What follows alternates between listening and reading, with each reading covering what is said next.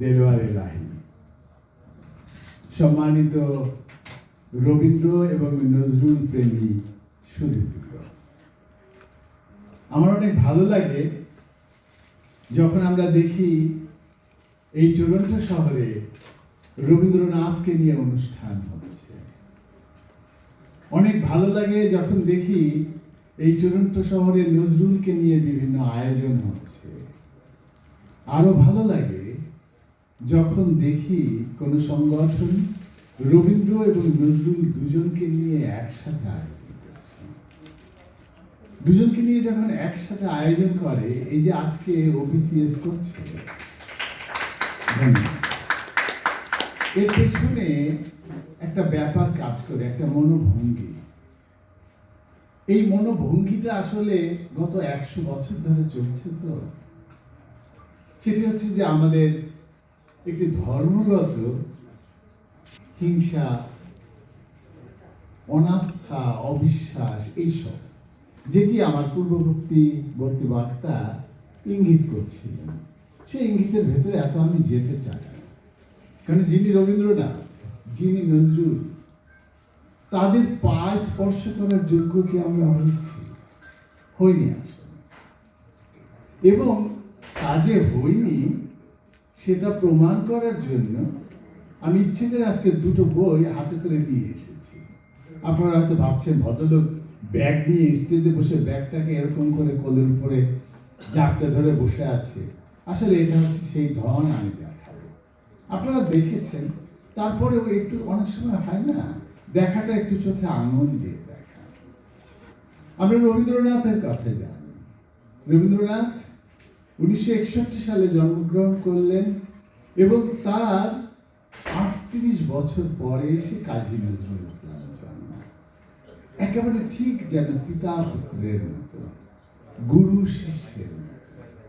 সেই রবীন্দ্রনাথ 1913 সালে নোবেল পুরস্কার পেলেন যখন নজরুলের বয়স 14, এবং 14 থেকে 20 সালে নজরুলের প্রথম যে গদ্য গ্রন্থগুলো, ধরা যাক বাদনহারা অথবা ব্যথার দান, যেগুলো বিদ্রোহী কবিতার আগে রয়েছে, সে পর্যন্ত নজরুলের অন্যতম যে খ্যাতি, সেটি হচ্ছে কাজী নজরুল ইসলাম রবীন্দ্রসঙ্গীতের হাফেজ। আপনি যদি বাদনহারা পড়েন, পৃষ্ঠায় পৃষ্ঠায় রবীন্দ্রনাথের গান থেকে উল্লেখ করা, এবং রবীন্দ্রনাথের গান এত কলি মুখস্থ বলতে পারা মানুষ সেই সময় কিন্তু অনেক কম ছিল। এটা হচ্ছে আমি একটু ইঙ্গিত করছি। এই যে রবীন্দ্রনাথ, বিশাল রবীন্দ্রনাথ, তার জীবন নিয়ে 4 খণ্ডে প্রভাত কুমার মুখোপাধ্যায়, একজন রবীন্দ্র অনুরাগী গবেষক, তিনি জীবনী রচনা করেছেন।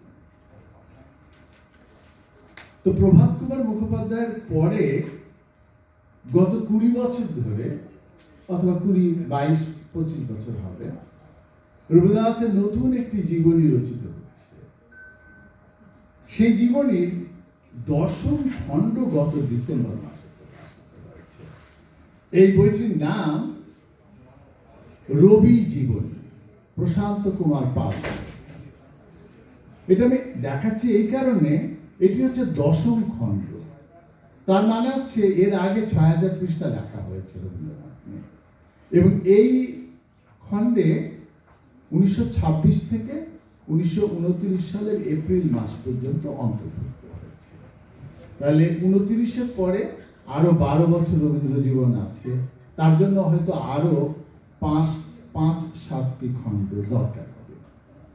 যার জীবন রচনা করতে 10,000, 12,000, 15,000 পৃষ্ঠা প্রয়োজন হয়, তাকে আমার মতো একজন সাধারণ মানুষ মূল্যায়ন করার যোগ্যতা রাখে কি?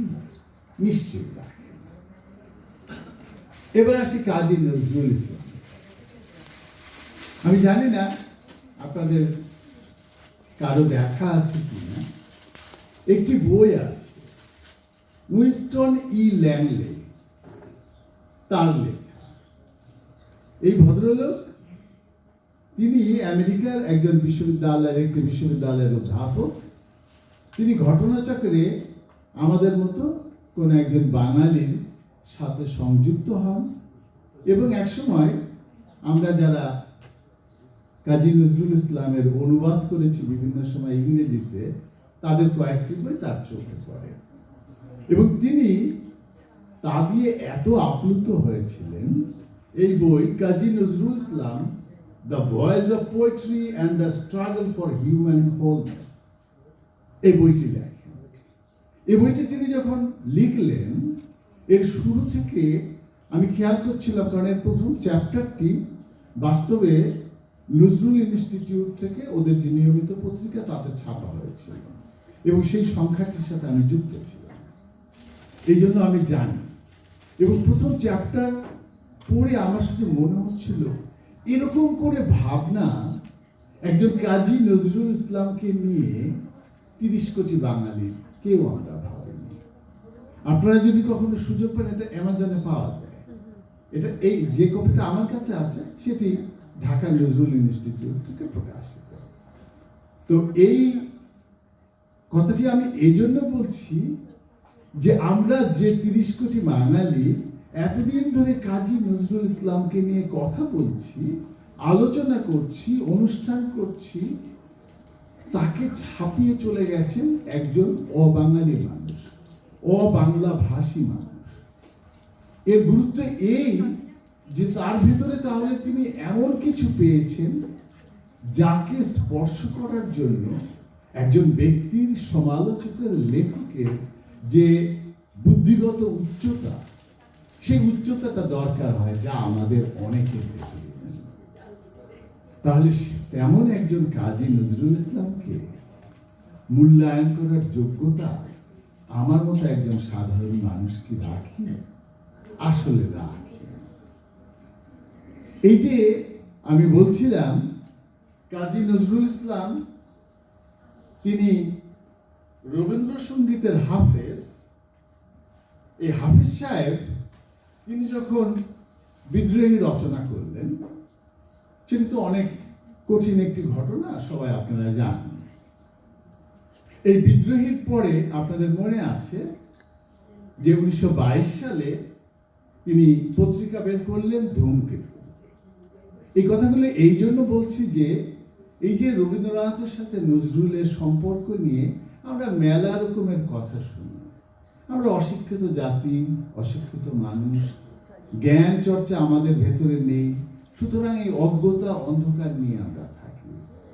যে জানে না সে আমাদেরকে নিয়ে মন্দ কথা বলে, আমি সেটা বিশ্বাস করি।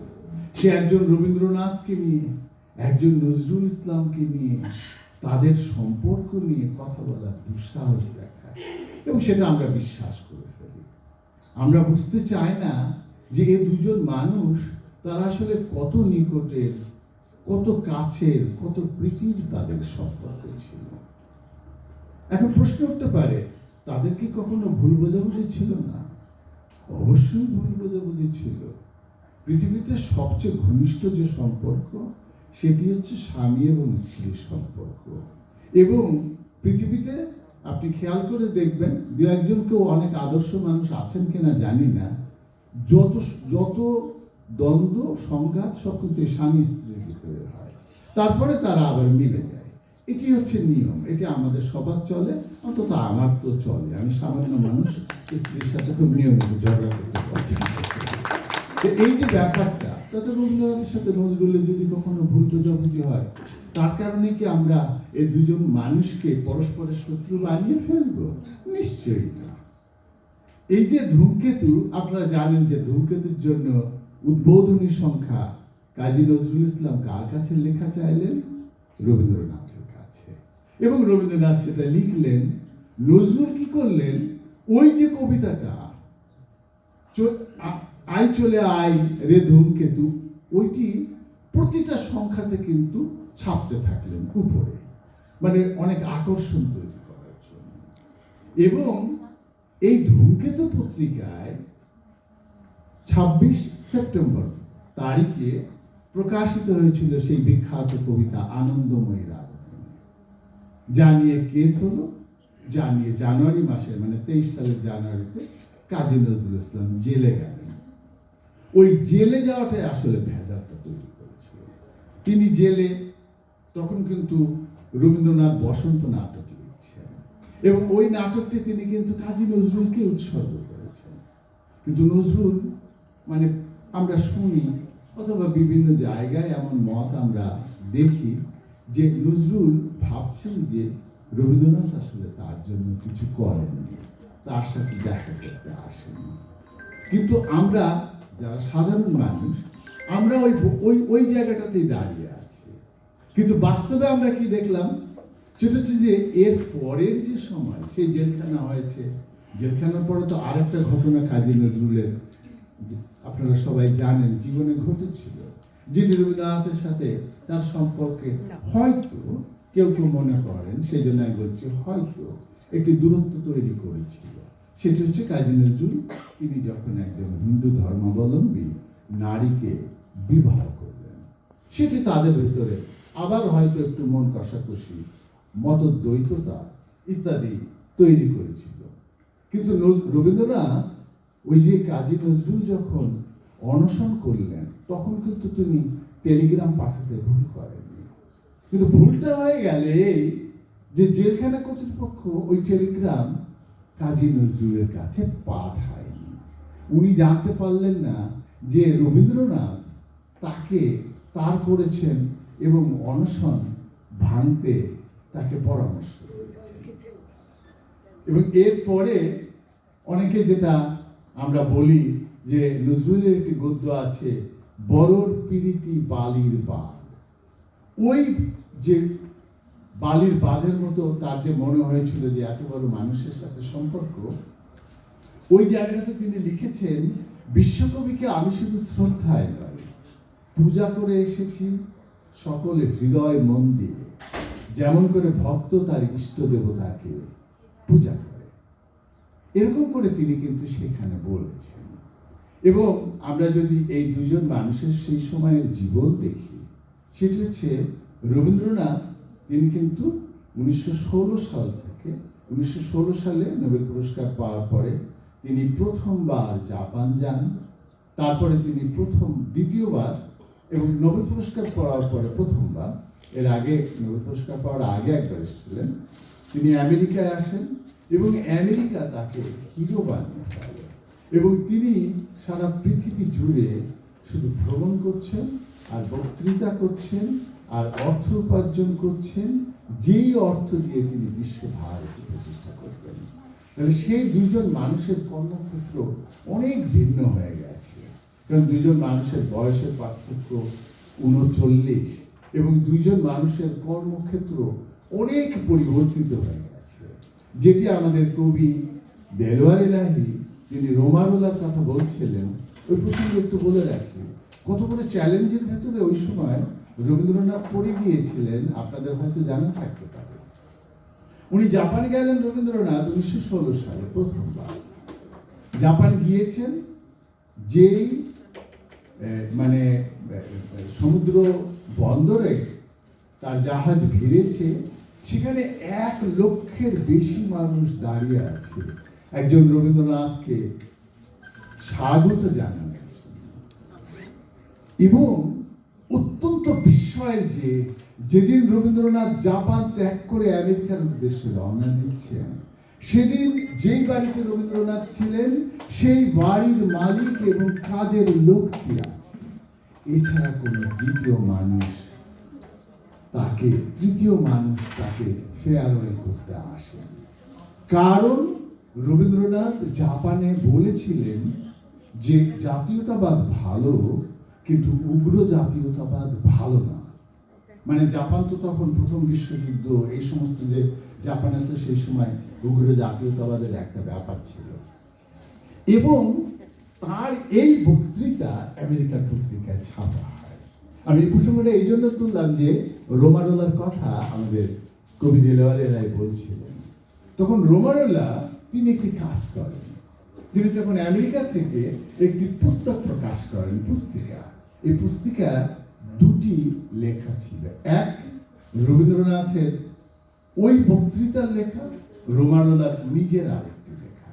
এবং রোমানোলা তিনি রবীন্দ্রনাথকে চিঠি লিখে জানিয়েছিলেন, আপনার অনুমতি ছাড়াই আমি এটি বইতে প্রকাশ করেছি, আশা করি আপনি যখন দেখবেন আপনি মনক্ষুণ্ণ হবেন না, অসম্মানিত বোধ করবেন না, কারণ এই পৃথিবীকে বাঁচানোর জন্য আমার এই গ্রন্থ প্রকাশ। এই যে রবীন্দ্রনাথের ক্ষেত্রটা বদলে গেছে 1916 সাল থেকে, সেই বদলানোর ফলে তাদেরকে আমরা পরবর্তীকালে আর খুব বেশি ঘনিষ্ঠভাবে নজরুল এবং রবীন্দ্রনাথকে দেখি।